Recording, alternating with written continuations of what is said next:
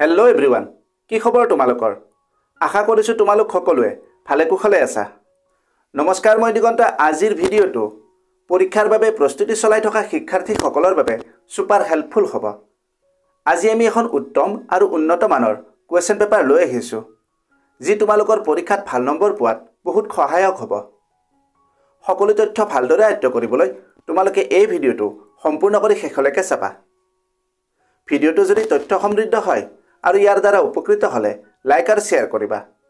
চেনেলটো যদি ছাবস্ক্ৰাইব কৰা নাই, দৰকাৰী আৰু তথ্য সমৃদ্ধ ভিডিঅ'ৰ নটিফিকেশ্যন পাবলৈ চেনেলটো ছাবস্ক্ৰাইব কৰি লোৱা। তোমালোকে ভিডিঅ' স্ক্ৰীনত এখন কুৱেশ্যন পেপাৰ দেখিবলৈ পাই আছা।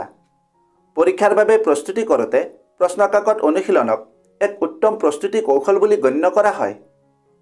কুৱেশ্যন পেপাৰ প্ৰেক্টিছ কৰাৰ লাভ বহুত।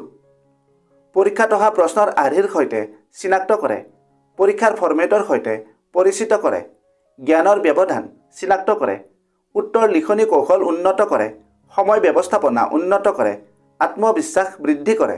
ইয়াৰ উপৰিও আৰু বহুতো লাভালাভ আছে। কুৱেশ্যন পেপাৰ প্ৰেক্টিছ কৰোঁতে এটা সময় নিৰ্ধাৰণ কৰি ল'বা। আৰু আটাইতকৈ গুৰুত্বপূৰ্ণ কথাটো হ'ল, কুৱেশ্যন পেপাৰ প্ৰেক্টিছ কৰাৰ কিছুমান টিপছ আছে। যদি সেই কৌশলমতে প্ৰেক্টিছ কৰা, তোমালোকৰ প্ৰস্তুতি বহু পৰিমাণে উন্নত হ'ব আৰু পৰীক্ষাত ভাল নম্বৰো পাবা। এই বিষয়ে ভিডিঅ' এটাত আলোচনা কৰিছিলোঁ। ভিডিঅ'ৰ লিংক ডেছক্ৰিপশ্যনত আছে, তোমালোকে ভিডিঅ'টো চাই ল'বা। আৰু যদি এই পেপাৰখনৰ PDF লাগে, কমেণ্ট কৰিবা। লগতে তোমালোকৰ প্ৰস্তুতি কেনে চলি আছে এই বিষয়েও কমেণ্টত লিখিবা। এতিয়া তোমালোকে পেপাৰখন ভালদৰে চাই লোৱা।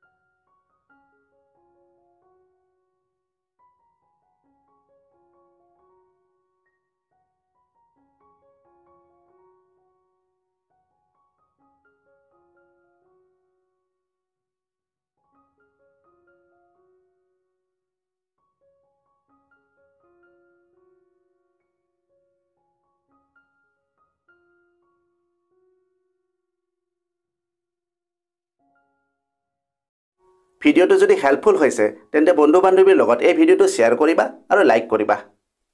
আজিলৈ ইমানতে এৰিলোঁ। অতি সোনকালে আন এটা আকৰ্ষণীয় বিষয়ৰ সৈতে পুনৰ লগ পাম। ধন্যবাদ। का शॉर्टकट मेहनत और डेडिकेशन, ये चैनल बनाए तेरा परफेक्ट फाउंडेशन। सब्सक्राइब करो, join this ride, let's grow together side by side।